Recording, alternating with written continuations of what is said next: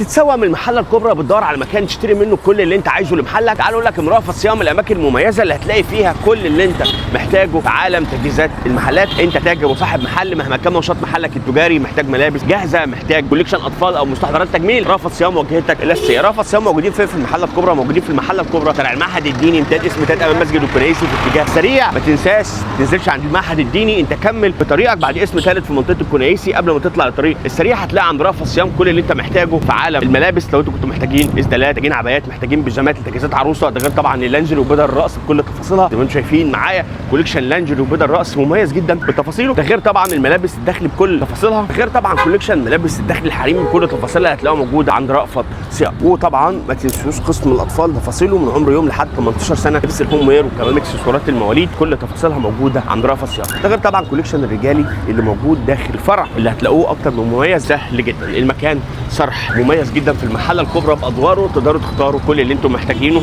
لمحلاتكم من عند رافض صيام. ده غير طبعا متاح الشحن لاي مكان داخل وخارج مصر باي كميه. هتلاقوا قنوات تليجرام عليها الاسعار معروضه بتفاصيل الموديلات، تقدروا تختاروا لمحلاتكم اللي انتم عايزين. تنسوش ان رافض صيام مش موجودين بس في المحله الكبرى، ده كمان موجودين في المنصوره شارع بورسعيد سوق الخواجات فرع الرئيسي بتاعهم. ما تنسوش رافض صيام واجهتك التجاريه المناسبه، هتلاقي عنده افضل سعر باجود خامه، كمان تنوع موديلات كبير جدا.